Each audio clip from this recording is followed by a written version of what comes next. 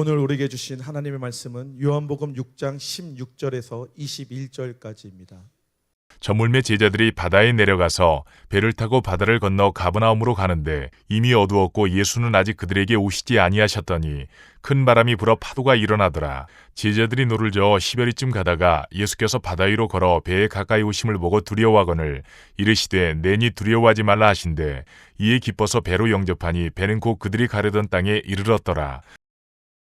그 사람이 믿음이 좋다는 것을 무엇으로 우리가 분별할 수 있을까? 하나님께서 여호수아를 부르시고 여호수아에게 하나님께서 약속해 주신 내용이 있고 여호수아가 어떤 마음을 가지도록 하는지, 그러니까 하나님께서는 하나님 차원에서 일하시겠다는 말씀을 해주셨고 여호수아는 하나님 앞에서 모든 상황을 어떻게 가야 될지 가장 많이 반복되었던 게 강하고 담대하라. 그 다음에 두려워하지 말아라. 왜? 내가 너와 함께 하겠다. 가나안 땅에 들어가서 뭐 해야 되죠? 전쟁해야 됩니다. 그래서 우리가 이 땅에 사는데 혹시 두려움이나 불안이 있는 사람들은 빨리 그 단계를 넘어서야 됩니다. 자, 이제 바다의 표적인데 미국의 한 대학교 심리학 교수가 불안과 공포에 대해서 조사를 좀 해봤어요.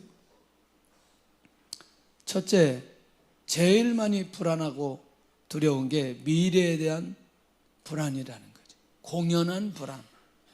그러니까 미래 아직 오지도 않았는데 미래 거를 당겨가지고 불안해한 거예요. 네. 그래요, 안 그래요? 네. 별로 좋은 건 아니다, 이거. 두 번째, 이미 지나갔는데 지나간 일에 대한 불안함이 또 한 30% 된다는 거예요. 신기하죠? 이게 이제 조사를 진짜 사람들마다 조사했는데, 세 번째, 아니 자기 일도 불안하고 그런데 남의 일에 대해 불안이 12%나 되는 거예요. 이것도 신기하죠. 네 번째, 질병에 대한, 아니 질병도 걸리지 않았는데 병 걸릴 거에 대해서 불안한 거예요. 참, 혹시 우리 성도들 중에도 병 걸릴 거에 대한 불안이 있나요? 많이 드시기를 바라고, 편안하게 드시기를 바라고. 예. 뭐 저보고 설탕 요즘에 좀 덜 먹지 말라고 얘기하는 분이 한 번도 없어서 너무나 감사해요. 그러니까 포기한 거지. 저러다 죽으라고, 알아서 죽으라고. 근데 전혀 설탕에 대한 두려움이 하나도 없어요. 소금에 대한 두려움도 하나도 없고, 다시다에 대한 두려움도 하나도 없고, 무슨 독을 마실지라도 해를 두려워하지 않을 것은 주께서 나와 함께 하심이라. 아니, 제 스스로 그렇게 생각하고 산다니까요. 저는 주관이 뭐냐면 맛있게 먹는 게 건강한 거다. 왜 먹으면서 그렇게 불안해하면서 병 걸릴 걸 생각하면서 음식을 먹는지. 지난번에 얘기하잖아요. 목사님 한 분이 항상 어디 가면 도시락 싸우고 저염식 맞아요? 네. 그 도시락 싸가지고 그런데 60대에 세상 떠났다고. 그러니까 아무나 그러지 마세요. 그 위에 걱정될 만한 것에 대한 불안이 8%나 된다. 이게 인생 자체가 계속해서 뭐 하고 있어요, 지금? 불안하고 있어요. 오늘 이 문제가 해결될 수 있기를 원합니다.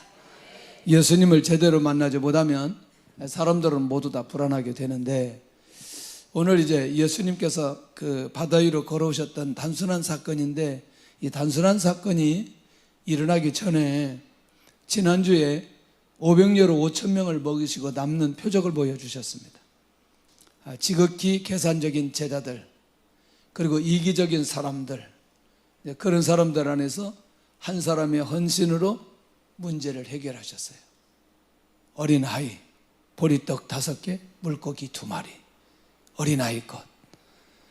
결국 이것은 예수님께서 전혀 새로운 방법이 아니에요. 그게 무슨 말이냐면 전혀 뭐 하늘에서 뚝 떨어져서 만나와 메추라기처럼 일으켜 주신 게 아니고 있는 것을 가지고 공동체 문제를 결정적으로 해결하셨어요. 특별히 두 번째는 500여로 떡을 분배받는 사람들에게는 거룩한 이 떡을 가지고 기가 막힌 교제를 하는 거죠. 성례식의 아름다운 모형을 보여주셨다는 거죠. 나눔을 통해서 거룩한 공동체로. 좀 어려운 거예요. 그런데 한번 보세요. 요한복음 6장 35절에 시작. 예수께서 이르시되 나는 생명의 떡이니 내게 오는 자는 결코 줄이지 아니할 터이요 나를 믿는 자는 영원히 목마르지 아니하리라. 아니, 떡을 주면서 뭐라고 말씀하셨어요? 예수님이 성찬식 때. 이거는 내 몸이고, 잔을 주면서 이거는 내 피라고 얘기했거든요. 그러니까 나는 생명의 떡이라고 말씀하시면서 이미 주셨던 이 떡을 통해 이 수많은 사람들이 그 안에서 성찬을 하도록 하게 한 기가 막힌 기회를 주셨다. 별로 아멘을 안 하는데, 넘어가요. 지금 시간이 없으니까. 그래서 500년은 하나님 나라의 축제와 큰 잔치를 보여주신 그런 표적이었다. 떡과 물고기는 하나님 나라의 음식이요 생명의 양식으로 상징되도록 표적을 보여주셨다. 아하, 이건 단순한 게 아니구나. 음식의 문제가 해결된 게 아니고 한 끼 굶주림의 문제를 해결한 정도가 아니다 라는 사실이고, 그날에 있을, 그날 또 나왔어요. 그날에 있을 하나님의 나라의 대잔치에 미리 참여한 것이며 미리 맛보게 해주신 것이다. 그날에 하나님의 나라의 엄청난 잔치가 일어난 것에 대한 모형으로 보여주신 거다. 그냥 그렇게 이해하고 가면 좋겠어요. 네 번째는 구약의 그림자로 보여주신 것을 실체이신 예수님께서 직접 보여주셨다. 무슨 얘기냐? 광야에서 이스라엘에게 만나와 메추라기를 먹여주셨습니다. 그런데 빈들에서 5,000명의 사람들에게 있는 굶주림의 문제를 예수님이 직접 해결해 주셨다. 하나님의 자녀들은, 하나님의 백성들의 삶은 누가 지키고 보호하시느냐? 하나님께서 지키고 보호하신다. 할렐루야. 할렐루야. 여러 번 얘기했습니다. 혹시 사역하는 사역자들이나 선교사님들이나 복음 들고 헌신하는 사람들이 굶주려서 죽었다는 얘기 들어본 적이 있느냐? 혹시 그런 얘기 있으면 저한테 좀 알려주시면 좋겠습니다. 그런 적이 없다. 이거에 대해서 우리가 간증도 수도 없이 할 수 있습니다. 이런 엄청난 사건 이후에 예수님께서 오늘은 직접 무리를 걸으셨다는 거죠. 그리고 제자들에게 나타나셨다는 거죠. 사실 일주일에 몇 번만 두려움 속에 빠지고 환경 속에 묶여 있으면 너무나 고통스럽습니다. 응? 맞아요, 안 맞아요? 근심이 염려로 이어지고, 염려가 불안으로 이어지고, 불안이 두려움으로 가면 해결할 길이 없어요. 누가 이걸 이용하느냐? 사단이 이용합니다.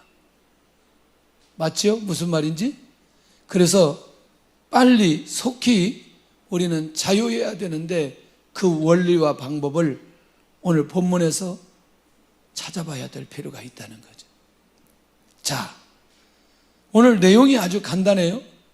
예수님이 그냥 표적을 일으키고 제자들과 함께 하면 좋겠는데 함께 가시지 않았어요. 갑자기 제가 출애굽기 14장 얘기를 좀 할 텐데 눈이 좀 열려야 됩니다. 하나님의 약속의 말씀을 성취하기 하기 위해서 밤까지 기다리셨다? 오, 여러분들 혹시 홍해 사건이 낮에 걷는 것으로 생각해요? 밤에 걷은 거로 생각해요? 여기 이제 제가 쓰니까 밤이라고. 근데 지금까지 우리는 홍해를 건넜는데 낮에 건넜다고 생각해요? 밤에 건넜다고 생각해요? 그런데 성경 14장 20절에 보면은 이스라엘 백성들이 밤에 홍해를 건넜다는 사실을 굉장히 중요해요. 나중에 이제 확인해봐요? 확인해봐요. 자, 그런데 지금 오늘 이 사건도 낮에 일어난 거예요? 밤에 일어난 거예요? 밤에 일어난 거예요. 그러니까 결국 이제 이 그림자를 실체의 모습으로 보여주도록 하기 위해 예수님께서 어느 때까지 기다리느냐? 밤까지 기다리시는 것을 보게 된다는 거예요. 이거 굉장히 중요합니다. 왜 그때까지 기다리시느냐? 왜 지금까지 기다리셨다가 왜 이제야 역사해 주시느냐? 왜 지금까지 밤까지 기다리셨다가 왜 지금 걸어가시느냐? 왜 밤까지 기다리셨다가 예수님의 제자들이 배를 타고 가게 하시느냐? 라고 하는 이 부분도 굉장히 중요하다. 자, 다시 두 번째. 첫 번째는 말씀을 이루시도록 하기 위해서, 두 번째는 오병이의 표적으로 인해서 마음이 높아진 제자들을 살피신 예수님입니다. 여러분 어떠세요? 지금 표적은 누가 행하셨죠? 예수님이 행하셨습니다. 그리고 그걸 누가 나눠줬어요? 제자들이 나눠줬어요. 그러니까 자, 예수님이 표적을 행하셨지만 제자들이 계속해서 나눠주는데 5,000명 지금 다 나눠줬거든요. 그런데 지금 사람들이 누구를 쳐다봐요? 예수님을 쳐다봐요? 제자들을 쳐다봐요? 그러니까 자기도 모르게 잘못된 영광에 예수님의 제자들이 휩쓸리지 않도록. 그러면 먹은 걸로 끝날 수 있겠지만 계속해서 그들 안에 머물러 있을 때 예수님께서 표적을 행하신 궁극적인 의미와 계획을 사람들도 놓치고 누구도 놓친다.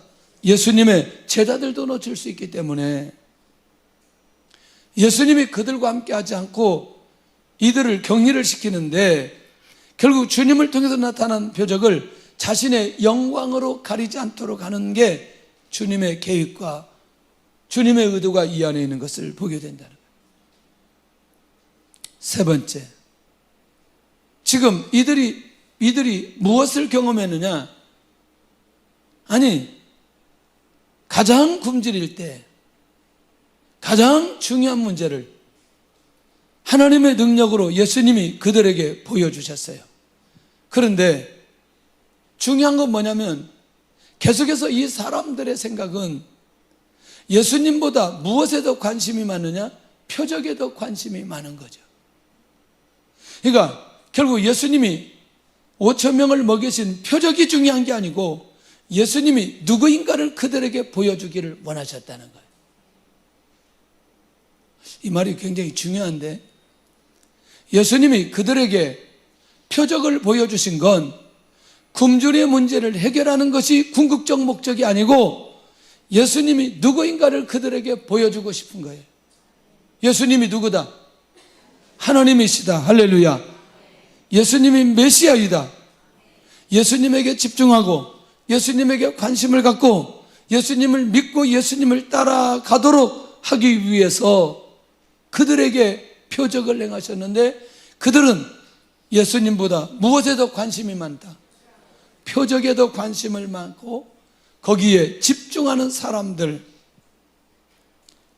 그러니까 만약에 예수님의 제자들도 그들과 함께 있다면 여전히 예수님의 제자들도 그들과 동일하게 무엇을 쫓아갈 수 있다? 표적을 쫓아갈 수 있다. 누구에게는 관심이 없고 예수님에게는 관심이 없고. 지난주에 이 내용 가지고 몇 번 얘기를 나눴습니다. 지금 이 시대에도 표적을 주시기를 원하십니다. 표적을 행하십니다. 표적이 일어나야 됩니다. 할렐루야. 아멘이 굉장히 우울해요. 지금 뭔가 아멘을 하기는 해야 되는데 아멘이 매우 우울해. 그 뭐가 뒷맛이 지금 개운치 않는 아멘인 거지. 아멘에도 뒷말이 뭐가 나올 것 같은 느낌이 드니까 아멘을 하는데도 굉장히 우울해요. 지금도 표적이 일어나야 돼요. 왜 시원하게 못 하느냐고. 처음에 할 때 그렇게 아멘을 해야지. 지금도 주의 역사는 일어나야 돼요. 왜 그래요? 표적을 위해서요? 믿음을 위해서? 할렐루야. 그러니까 우리가 놓치지 않아야 될 것은 뭐냐? 표적이 일어날 때마다 표적에 집중하는 사람과 예수님에게 집중하는 사람과 나중에 어떤 역사가 어떻게 일어날지, 여기에 눈이 열려지는 사람들은 계속해서 표적이 일어날 수밖에 없다는 거죠. 할렐루야. 그러니까 내가 예수님을 놓치지 않는 한, 내가 예수님께 대한 믿음을 가지고 있는 한, 주님을 통해 나타나는 능력은 끊임없이 일어날 수 있다. 그런데 표적에만 관심이 있는 사람은 표적이 일어날 때만 주님을 찾아야 되는 거예요. 주님을 찾아야 되는 거예요. 그런 신앙생활이 되지 않기를 원합니다. 그러니까 예수님의 제자들이 지금 이 군중들과 함께 있어서 결국 뭐냐면 그들과 같은 모습으로 계속해서 있을 수 있기 때문에, 그래도 예수님의 제자들은 구분해야 될 필요가 있는 거죠. 그리고 두 번째 사건을 그들에게 다시 또 보여주기 위해 함께 가지 않는 것을 보게 된다는 거예요. 지금 이 말 이해되나요? 역시 지금 바다 위로 건너신 이것도 예수님의 제자들의 입장에서 보면 무엇이 될 수 있어요? 표적이 될 수 있어요. 그런데 예수님의 제자들이 지금 완벽한 믿음의 자리에 갔다 가지 않았다? 가지 않았다. 예수님을 제대로 메시아로 인정한다? 인정하지 않는다? 인정하지 않는다. 지금 이 얘기를 하면 눈이 확 열려질 수 있어요. 지금도 표적은 일어나야 된다. 어디까지 일어난다? 어디까지? 내가 예수님에 대해서 완전한 믿음에 이르기까지 일어나는 표적이 있습니다. 내 믿음을 자라게 하고 나의 눈을 열게 만들고 나와 주님과의 관계를 가깝게 하도록 하기 위해서 주어지는 표적이 있습니다. 그런데 이 능선을 넘어가면 표적이 있을까요? 없을까요?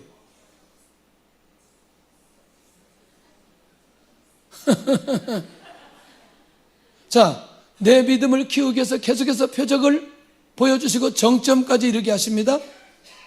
만약에 이 비밀을 놓치면 우리 인생 다 끝나는 거예요. 신앙생활을 그렇게 별 볼 일 없이 하게 되는 거예요. 그 다음부터 역사가 일어난다, 일어나지 않는다? 왜 일어나요? 자, 잘 보셔야 돼요. 이게 오늘 중요한 핵심인데, 그러도록 하기 위해서 지금 제자들에게 훈련하는데, 자, 계속해서 이런저런 사건들이 지금 요한복음에 지난번에 7가지 사건을 계속해서 보여주었어요. 그래도 예수님의 제자들이 확실한 믿음에 서 있지 않고 어디까지 가느냐? 예수님이 부활하시는 데까지 가게 되어져요. 그리고 난 이후에, 자, 이 제자들이 믿음의 정점이 일어나고 난 이후에 여기서부터는 어떤 일이 벌어지느냐? 내가 복음을 전할 때에, 복음을 전할 때 그 사람을 통해서 표적과 능력이 나타나기 시작하는 거예요. 무슨 말인지 이해되시죠, 이제? 그러니까 내가 복음을 전할 때까지 예수님을 향해서 확실한 믿음을 가지고 주님과 나와의 관계가 무너지지 않은 관계까지 딱 설 때까지 끊임없는 표적과 끊임없는 응답과 끊임없는 증거를 주시다가 내가 흔들림 없을 그때부터 내가 예수님을 증언하기 시작하는 그 상황 속에서부터 이제 역사가 일어나는, 그 역사의 주체가 되어버리는, 그래서 사도행전 3장의 안진뱅이 사건이 바로 그 사건입니다. 무슨 말인지 이해되시죠?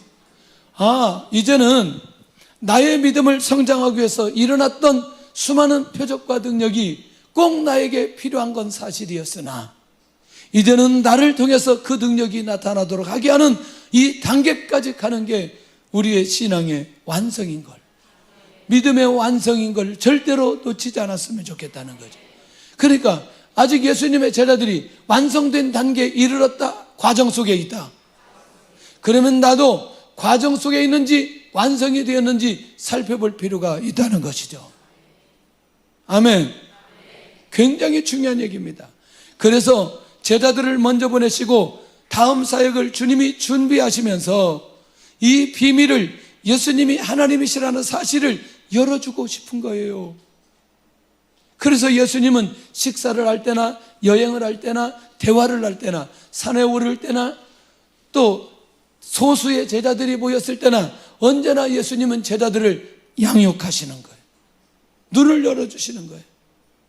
할렐루야. 예수님 부르시고 제자들을 부르시고 변화산상에 가서 산상에 가서 그 예수님의 제자들에게 팔복을 얘기하죠. 주기도를 얘기하죠. 기도에 관한 얘기를 하죠. 그 다음에 지혜로운 자가 누군지 얘기하죠. 오리를 가자면 십리를 가고 이런 어마어마한 얘기들을 그냥 앉아서 예수님의 제자들에게 그냥 말씀으로 양육하시는 거예요.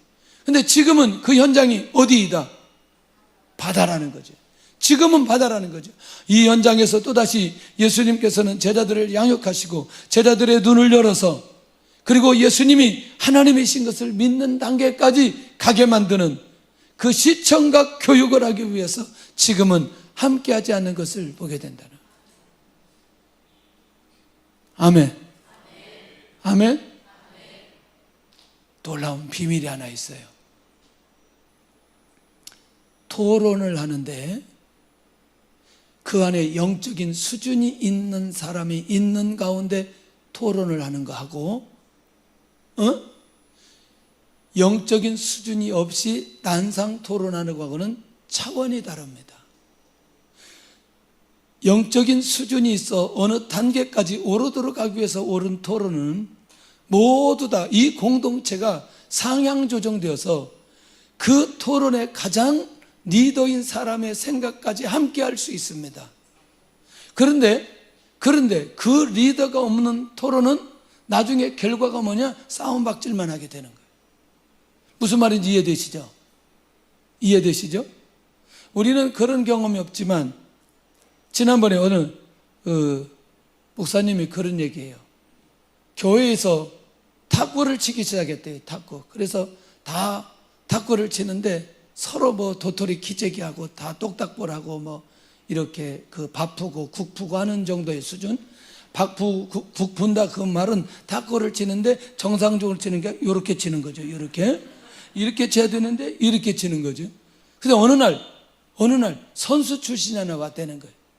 가지고 점심 먹을 때마다 막 같이 치더니 모두 다 평준화가 이루어졌다는 거예요. 그러니까 실력이 올라갔다는 거죠. 결국 예수님의 제자들이 하나님이신 예수님과 함께 하면서 나중에는 그들의 삶으로 갔을 때 하나님께서 행하셨던 능력과 표적들이 예수님의 제자들에게 그대로 나타나게 되더라는 거죠. 그 일을 위해서 오늘 주님은 어디를 선택했느냐? 바닷가를 선택했어요. 사실은 엄밀히 말하자면 바닷가가 아니고 호수입니다. 갈릴리 호수. 자, 넓이 4km, 길이 28km. 수영해서 쉽게 갈 수는 없어요. 자, 문제를 보시고 해결하심으로 제자들에게 확실한 믿음을 갖는데, 이게 단순하게 우리가 믿음을 갖는다 이런 정도 수준으로 받으면 안 되고, 그들이 예수님이 하나님이라는 사실을 믿는 완성된 믿음에 이르도록 하는 과정 속에 믿음을 갖게 하시는 이 부분이다. 할렐루야. 오늘 이 얘기가 들려지면 우리 인생 전체가 완전히 달라질 겁니다. 나는 지금 나에게 믿음이 자라도록 하기 위해서 이 표적들이 내 앞에서 일어나고 있는지, 아니면 내가 예수님을 증감으로 나를 통해서 이 능력이 나타나고 있는 상황인지, 이 상황을 전체적으로 구분해 본다면 나의 영적인 상태를 정확하게 진단하고 내가 어떤 단계에서 어떻게 넘어가서 나를 통해서 오히려 하나님의 놀라운 능력이 어떻게 나타나는지를 볼 수 있는 이 눈이 열려야 될 필요가 있다는 거죠. 할렐루야. 자, 그러면 예수님은 어떤 방법으로 제자들에게 하시느냐? 첫째는 예수님이 제자들에게 할 때 바다의 상황은 큰 바람이 불어 파도가 일어나서 두려워하는 상황이다. 종종 돌풍으로 인해 역풍이 불어 앞으로 나가기 어려운 상황. 자, 그러면 일단 환경적으로 볼 때는 큰 바람이 불어 파도가 일어나는 건 누가 두려워하는 상황이다? 제자들이 두려워하는 상황이다. 주님은 이것과 상관이 없고 그러면 이렇게 보면 어때요? 바람과 파도를 잔잔케 하시는 예수님의 모습을 보면서 결국 이 바람도 궁극적으로 누가 일으킨다? 할렐루야! 예수님이 일으킨다. 누가 잔잔하게 하신다? 예수님이 잔잔하게 하신다. 그러면 이 상황을 누가 만들었다? 예수님이 만들었다. 아니, 금요일 날 나와서 말씀 받은 분들 기억하시잖아요. 에서가 400인 거느리고 야곱을 기다리는 것도 결국 누가 이 환경 만드셨냐는 거예요. 하나님이 만드셨어요. 그리고 야곱이 하나님께 기도하고 에서의 마음을 누가 바꿨어요? 하나님이 바꿨어요. 한 가지 분명한 사실은 어떤 환경이 나에게 주어진 건 그 환경은 주님께서 만들어 주셨다는 확신이 내 안에 있을 때에 주님을 찾게 됩니다. 조금도 두려워하지 않기를 바라고, 주님이 살아계시면, 하나님이 살아계시면 이런 환경이 이렇게 나한테 올 수 있겠느냐? 살아계시기 때문에 그 사람에게 그런 문제가 오는 거예요. 두려워하지 않기를 바랍니다. 할렐루야. 공포와 두려움으로 사람의 한계를 경험하게 하는 상황으로 가게 만든다는 거예요. 예수님의 제자들 중에 거의 6, 7명이 어디 출신이에요? 갈릴리 출신이에요. 갈릴리 출신이면 뭐의 전문가예요? 바다, 호수, 배, 풍랑 다 고기 잡는 거 다 전문가예요. 그런데 이들이 두려움과 공포로 들어가게 했다는 건 이건 굉장히 중요한 거 아니겠어요? 굉장히 중요한 거 아니겠어요? 놓치지 않았으면 좋겠습니다. 놓치지 않았으면 좋겠습니다. 무슨 말인지? 자, 그러니까 내가 아무리 전문적인 지식을 갖고 경험이 있다 할지라도 내 스스로 해결할 수 없는 한계에 도달하는 게 언제든지 누구에게든지 있다는 거예요. 그러면 제자들의 두려움의 상황과 주님의 모습은 뭐냐? 제자들이 자신들의 힘으로 노를 저가기 어려운 상황이 벌어지는 거죠. 그런데 그때 주님은 바다 위를 육지처럼 걸어서 가까이 오십니다. 이게 말이 되나요? 물 위를 어떻게 걸어오냐는, 물 위를 어떻게 걸어오느냐는, 이거 한 번만 생각해 보면 예수님이 진짜 누구인지를 확인할 수 있는 것 아니겠냐는 거예요. 예수님을 왜 믿어야 되느냐? 요 사건 하나만 가지고도 예수님을 믿는 믿음이 우리 안에서 일어나야 될 필요 있다는 거예요. 왜? 예수님이 누구이신 걸, 하나님이신 걸 보여주고 있다는 거예요. 물 위로 걸어오시는 것을 보면서. 할렐루야. 상식이 무너지는 상황은 보이지 않는 하나님의 손길이, 능력이 임할 때, 그럼 상식은 뭐예요? 여기서 상식은 배를 타고 와야 돼요. 여기서 상식은 뭐예요? 수영해서 와야 돼요. 맞잖아요. 아, 보트도 있구나. 보트 타고 와야 돼요. 그런데 중요한 그 상식이 아닌, 결국 예수님이 어떻게 걸어서 여기를 오고 계신다는 거예요. 우리의 상식이 무너져야 주의 역사가 일어나게 되는 줄로 믿습니다. 할렐루야.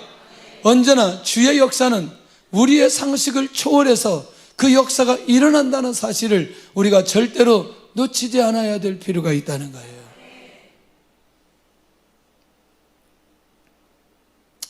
남편이 아무리 안 변해도, 남편을 너무나 아내가 잘 알아도 하나님께서 변화시켜 주시면 변화시켜 줍니다. 예, 아내가 아무리 안 변해도 주께서 변화시켜 주시면 변하게 되어 있어요. 예, 할렐루야. 놓치지 않기를 바랍니다. 그래서 우리 안에서 사람들이 가지고 있는 보편적 상식이 빨리 무너져야 하나님께서 일하신다는 사실도 놓치지 않기를 바랍니다. 제자들의 상식으로 바다를 건너는 방법, 배를 타야 되고 수영을 해서 건너야 되고, 그 다음 일어나는 방법은 뭐냐? 하나님의 초자연적인 방법이다. 자, 그렇다면 초자연적인 방법으로 예수님의 제자들에게 보여주셨던 것은 간단하다는 거죠. 예수님이 메시아라는 사실에 대한 눈을 여시는 모습으로 가게 하고 싶은 거죠. 아, 이제 깨달았구나. 수많은 상황 속에 기도하게 해주시고, 수많은 상황 속에 엎드리게 해주시고, 그랬더니 하나님께서 나의 믿음을, 나의 그릇을 키워주시더니 역사해 주시는. 저희가 몇 가지 지점이 있었어요. 몇 가지 지점이 있었는데 건물을 얻는데 한 2번, 3번 한 지점이 있었어요. 처음에 20평 개척했다가 60평짜리로 가는데 주인이 안 준다는 거예요. 건물을 일단 안 준다는 거예요. 아무리 가도 안 준다는 거예요. 이상하죠. 아니 왜 안 주는지. 우리는 그래서 방법이 없으니까 뭐 하는 거죠? 기도하는 거죠. 그러니까 우리 교회 다니는 성도가 말하기를 우리가 저쪽으로 이사 가면 자기 손에 장을 지진다고 그랬어요. 장 안 지졌어요, 이 사람. 그런데 그렇게 하고 포기했는데 그 사람이 교회 얻으라고 얘기하는 거예요. 나중에 알고 봤더니 장로님이었어요. 그 다음에 또다시 신도시로 오는데 역시 또 건물을 안 준다는 거예요. 근데 여기는 부인이 권사님인데 교회 주면은 아주 복잡하다고 건물을 안 주는 거예요. 아니 뭐 교만하기가 이를 데가 없어요. 회장님, 사장님, 이사라고 이름은 다 여기 막 여러 사람이 있는데 저만 가면 막 피하고 도망 다니는 거예요. 안 만나는 거예요. 왜냐하면 교회 안 준다고. 네. 그래서 우리는 방법이 없으니까 뭐 했느냐? 기도했어요. 왜냐하면 이 사람들이 거절하니까. 그러니까 이 사람들을 바꾸는 건 하나님이 바꿔야 되는데. 그래서 기도하고 있더니 아니 건물이 분양이 됐다는 거죠. 분양이. 여호와 증인들에게 분양이 됐다는 거예요. 우리가 원하는 7층이.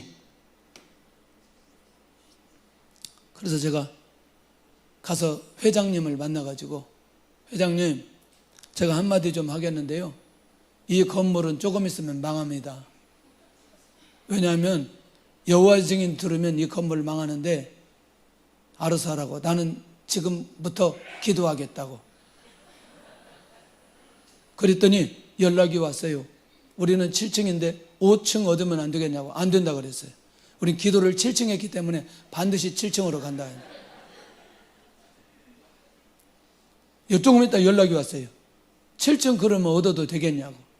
우리는 임대하려고 그랬더니 자기가 우리를 사게 만들어 주겠다는 거예요. 그래서 샀어요. 그리고 일정한 시간 지나서 다시 또 8층이 있는데 이 8층을 얻어야 되는데 돈이 하나도 없는 거죠, 우리 안에. 그래서 우리 그때 안수 집사님들이 4명이 있는데 4명한테 그랬어요. 집사님들은 가만히 계시고 하나님께서 하는 일만 보시라고 그랬어요. 그러면서 제가 보신탕을 한 그릇씩 사드렸어요. 그리고 진짜 이 4분 안수 집사님들이 아무 소리 안 했어요. 그리고 주인을 만났어요. 교회에서 써야 되겠습니다. 근데 왜 그런 말이 나오냐면 이미 저한테는 몇 번의 과정을 통해서 제 안에 믿음이 생긴 거예요. 하나님께 기도하면 하나님께서 역사해 주신다는 믿음이 제 안에 생긴 거예요. 그러니까 달라고 하는 것도 아니고 교회에서 써야 되겠습니다. 이 얘기를 제가 했던 거죠. 일주일 생각해보고 연락을 주세요. 일주일 왔어요. 교회에서 쓰신다는데 쓰시라고. 그래서 제가 그랬어요. 돈은 없습니다. 그랬어요. 그랬더니 그냥 쓰시죠. 그래서 그냥은 안 쓰고 우리가 임대료는 내겠습니다. 자, 이 1년의 과정을 잘 보셔야 돼요. 그렇게 할 수 있는 과정 속에 하나님께서 기가 막힌 방법으로 아주 처음에 큰 것을 주면 제가 감당이 안 되니까 하나를 가지고 훈련시킵니다. 믿음을 키웁니다. 다시 하나를 가지고 믿음을 키웁니다. 하나를 가지고 하나를 믿음을 키웁니다. 그리고 믿음이 생기도록 만들어 주셨어요. 제 말 무슨 말이 이해되시죠? 그러니 우리 안에서 이것이 나의 믿음을 키우는 것인지 아니면 하나님께서 실제로 이 일을 행하시는 것인지에 대한 감각이 일단 우리 안에 살아나야 되고, 만약에 우리가 예수님을 향하는 확실한 믿음이 내 안에 장착되어지는 순간부터, 그때부터 누가 일하시느냐? 주님이 일하시는 거예요. 내가 주님께 구하지 않아도 주님의 이름으로 선포하고 주님의 이름으로 진행하는 그 모든 것들 속에 주의 능력과 역사가 일어난다는 이 사실이 너무너무 중요하다는 거예요. 할렐루야. 그래서 지난 금요일 3시간에 하나님, 우리 이제 교회에 땅을 좀 주세요. 땅을 주셔야 우리가 뭔가 몸을 찢든지 마음을 찢든지 역사가 일어나는데, 근데 믿음이 확 왔어요. 하나님께서 준비한 땅을 반드시 주실 것이다. 할렐루야. 아멘 한 사람들은 세계적인 복을 받을 거예요. 정말 이 기둥 없는 곳에서 정말 예배 한번 드리고 싶어요. 기둥 없는 곳에. 그리고 천정이 높은 곳에서 찬양이 너무나 은혜롭게 하나님 앞에 드려지고 싶어요. 천장이 낮아가지고 아무리 소리를 질러도 은혜가 별로 안 돼. 이게 천장이 다 바뀌어가지고. 큰 교회 가서 찬양이 더 은혜로운 것은 이 공명이 되어서 자꾸 돌아서 그러니까 우리 교회도 찬양이 괜찮은데 천정이 낮아서 그런 거예요. 예수님 믿으시기를 바랍니다. 주의 능력이 나타날 수 있기를 원합니다. 그러면 오병이의 표적과 주님의 말씀을 직접 들었던 제자들은 여전히 예수님에 대한 믿음과 메시아의 정체성을 모르고 있기 때문에 결국 지금 이 제자들은 오병이의 역사가 자신들의 영광을 받으려고 하는 무지한 제자들, 그래서 결국 주님은 이 방법으로, 어떤 방법으로? 물 위로 직접 걸으셨던 것을 보게 된다는, 지금 가장 중요한 예수님의 사역에 초점을 맞추지 못한 제자들의 모습이다. 이 말이 무슨 말이냐면 예수님이 예수님의 제자들에게 뭘 키우고 있어요? 믿음을 키우고 있어요. 자기들의 근본적인 문제를 해결하려고 하는 그런 분으로만 생각해서는 안 된다는 거죠. 주님이 지금 나에게 사역하고 있다니까요, 우리에게. 그런데 초점을 봐야 된다는 거죠. 나를 사용하시는 시기인지 아니면 내 믿음을 키워주시는 시기인지, 나를 통해서 주님이 일하시기를 원하시는지 아니면 주님의 일을 하기 위해서 나의 믿음을 키우는 시기인지, 어떤 사역인지에 대한 감각이 내 안에 살아날 때 빨리 믿음의 정점에 오르게 되어진다는 거예요. 할렐루야. 정말 포기하지 않기를 바랍니다. 네. 제가 우리 엄마 아빠들에게 제일 걱정이요, 애들을 빨리 포기시키는 거예요. 뭐든지. 기도도 그렇고 예배도 그렇고 공부도 그렇고, 심지어 태권도도 그렇고 뭐도 그렇고, 하여튼 뭘 시작하면 뭔가 이렇게 능선을 넘어가도록 해야 되는데 애들이 힘들다면 그냥 그만두게 만드는 거예요. 왜냐면 엄마 아빠도 쉽게 그만뒀기 때문에. 성가대도 앉으면 죽을 때까지 해야 뭔가 하나 나오는 거 아니에요. 우리 가브리엘을 보세요. 가브리엘 제일 은혜가 돼. 얼마나 은혜가 되는지. 애들 찬양만 할렐루야. 그러니까 얘들이 찬양 다 있으면 좋겠어요. 포기하지 않고 지금 계속해서 하니까 애들이 그냥 할렐, 너무나 감사해요. 물론 끝나고 설교 시간에 막 엎어져서 자고 막 그러긴 하지만 그래도 얘들이 인물이 그 안에 있다는 게, 포기하지 않는다는 게 너무나 중요합니다. 할렐루야. 이거 얘기하려면 너무나 또 많아요. 기도도 그렇고요. 3시간 기도하는데 어떻게 하겠어요? 제일 힘든 시간대가 어떤 시간인지 아세요? 3시간 기도하는데 가장 힘든 시간대 1시간 지나가는 거예요. 1시간만 딱 넘어가면 괜찮아요. 근데 1시간까지 어떻게든 버티면 돼. 이렇게 남자 집사님들 왔다가 1시간 반 정도 되면 없어져 있어. 그래도 견뎌내는 분들은 우리 권사님들이 딱 앉아서. 근데 우리 학생들이 견뎌내. 중고등부 학생들이 견뎌내고 청년들이 견뎌내는 거. 얘들이 인물된다는 생각이 들어요. 무슨 얘기죠? 정점에 올라가는 그 순간까지 조금만 인내하면 된다는 거예요. 조금만 인내하면. 포기하지 말고. 힘든 시간들이 나에게 주어지고 왜 이렇게 다 풀어지는데 재정만 안 풀리는지, 제발 좀 돈만 좀 해결되면 좋겠는데 그 사람 돈 해결되면 하나님 떠나기 때문에 천천히 응답해 주셔요. 하나님 앞에 기도하지 않으니까 천천히 살짝 완전한 믿음이 거하도록, 흔들리지 않는 믿음이 그 안에 있으면 오늘 밤에 해결돼야지. 아멘은 그렇게 세게 하는데 오늘 밤에 해결해 주었어요. 갑자기 믿음이 뚝 떨어져. 그럼 해결해 줬으면 내가 주님을 위해서 살아가는 삶으로 바뀌어져야 되는데 여전히 다시 문제를 가지고 주님 앞에 나가는 거지. 사명 가지고 가야 되고 헌신 가지고 나가야 되고 충성 가지고 나가야 되는데 표적 문제 해결되면 거기서 만족하고 끝나버려요. 영광 다 받아버리고.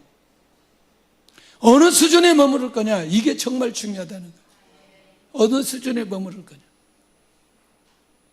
자, 그러면 마지막 정리할게요. 예수님이 표적을 일으켜 난 이후에 바다와 파도를 보고 두려워하는 제자들의 마음을 회복시켜 줍니다. 아유, 상황을 보고 두려워하는 제자들의 마음을 다 만져주시는 거예요. 얼마나 두려워했겠어요. 예수님이 오실 때까지 막 풍랑 바람 불고, 예?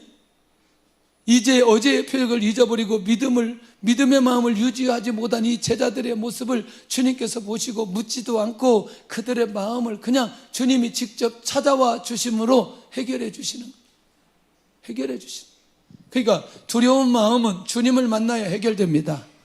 할렐루야. 환경은 주님을 만나야 해결됩니다. 할렐루야. 시간이 너무나 많이 가네. 96년도 처음에 24명이 단기를 떠납니다. 백두산을 가는 거예요. 연길에서 백두산 가는 버스를 탔는데 24인승 버스를 탔어요. 버스 이렇게 앉았는데 이 무릎이 앞에 있는 의자하고 닿는 거예요. 그러니까 움직일 수가 없어요. 옆에 있는 사람하고 닿는데 움직일 수가 없어요. 이렇게 몇 시간을 갔다 와야 되냐? 12시간을 갔다 와야 되는 거예요. 주님, 제가 병들 것 같습니다. 내가 지금, 그리고 옆에 보니까 또 우리 나이 드신 여전도사님이 옆에 앉았어요. 그러면 졸다가 이거 받으면 이거, 근데 비밀이 생겼어요. 몸의 긴장을 딱 풀어버리니까 하나도 힘이 안 되는 거예요. 몸을 그냥 차에 맡겨버리니까 힘이 하나도 안 되는 거예요. 그러니까 아무리 가까워도, 앞자리하고 가까워도, 옆에 가까워도 내 몸을 긴장을 풀어버리니까 너무나 재미있게 갔다 왔어요. 오히려 주님 앞에 긴장을 풀어야 돼요. 주님 앞에 내려놔야 돼요. 그러면 지금 이 환경을 넉넉하게 이겨갈 수 있다는 사실을 기억할 수 있기를 원합니다. 그리고 예수님이 두려움이 기쁨으로 바뀌도록 역사하시며 회복시켜 주시는데 뭘 보여주느냐? 주님이 계시는 곳에는 언제나 소망과 기쁨이 있다는 것. 모든 상황을 바꾸시는 분은 누구밖에 없다? 예수님밖에 없다. 자, 그렇다면 예수님을 향한 온전한 믿음이 회복되지 못한 상황에서 드디어 예수님은 예수님에 대한 확실한 믿음을 가지도록 하는, 이게 오늘 초점이라는 거죠. 문제와 상황은 나의 믿음의 회복을 위한 결정적인 기회이다. 그러면 정리를 해보겠습니다. 결국 이 표적으로 인해서 예수님의 제자들이 예수님이 건너가려던 목적지까지 그대로 가게 된다, 가지 못한다? 그대로 가게 된다. 전혀 문제 없이 그 과정 속에 예수님의 제자들만 두려움과 불안 속에, 공포 속에 있었을 뿐이지 결국 가고자 하는 목적지에 여전히 가게 되어지고 주님의 계획대로 사역은 진행되는 것을 보게 된다는 거예요. 이미 바다를 통해서 시청과 교육을 다 마친 후에 할렐루야. 표적은 분명한 목적과 예수님의 뜻과 비전이 함께 숨겨져 있다는 사실을 꼭 놓치지 않기를 바랍니다. 나도 어려운 환경을 만나면 두려워하는가? 나는 어려운 상황이 오면 먼저 예수님을 찾는가? 나에게 베풀어 주신 표적을 깨닫고 감사하는가? 나는 표적과 상관없이 예수님을 믿고 선포하는가? 오늘 이제 빨리 믿음의 정점을 찍고 주님을 위해 쓰임받는 귀한 삶으로 갈 수 있기를 원합니다.